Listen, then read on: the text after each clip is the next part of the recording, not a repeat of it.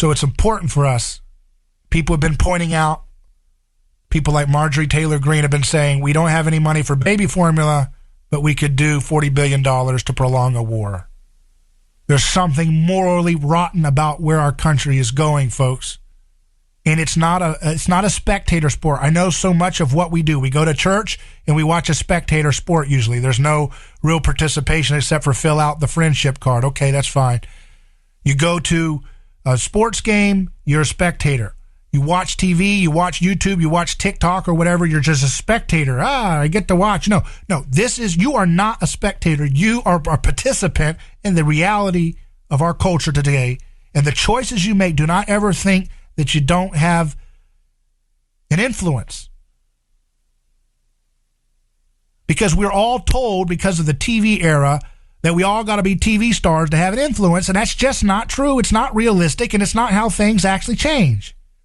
We don't all have to be getting millions of people watching us and makeup and book deals for us to really make an impact.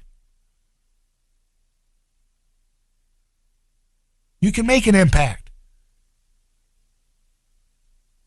And I'm not saying, keep tweeting and one day you'll be a star, you'll be the next Bill O'Reilly. I'm not saying that, because that's not really the point of being an impact.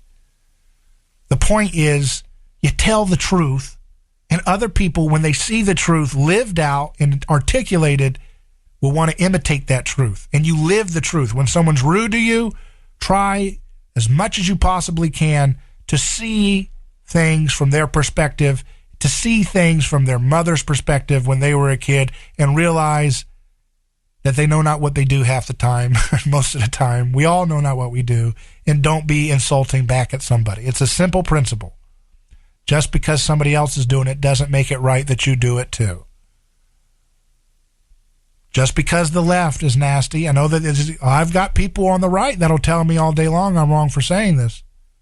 Just because people do something on the left doesn't mean you have to do it the same way back at them on the right. That doesn't mean that you can't fight for the truth and fight with conviction and courage and wisdom and cleverness and whatever. But we don't hold on to ideologies and political campaigns as our source of truth and our source and our direction of where we're actually trying to go. We have to have something bigger in mind. And that's why I go back to how important it is to understand the anthropology that is revealed in the gospel text. We cannot go with simple answers. I see people on Putin's the good guy. See some people on the other side saying, the other team is a saint. And I'm like, why? Why do we have to pretend that these things are this cartoonish when we know the truth is not like that? We know that Jesus said, blessed are the peacemakers. He didn't say blessed are the people who pretend to be peacemakers and then arm people who can't win a conflict to prolong the misery. He doesn't say blessed are people who shoot and fight back by hiding in areas where civilians are. He doesn't say peacemakers are the people that invade another country to promote Jesus like Putin says he's doing. That's not at all what Jesus had in mind. So I don't see Jesus truly represented in any side of that conflict. And it's having that kind of view that gives us the clarity, the moral clarity to be able to know where we need to go. So we don't pick sides to conflicts. We stop wars. We build peace between people. We sit people down. We say, stop the killing. Sit down and work it out. You don't have to be saints to get it right, but you got to work it out.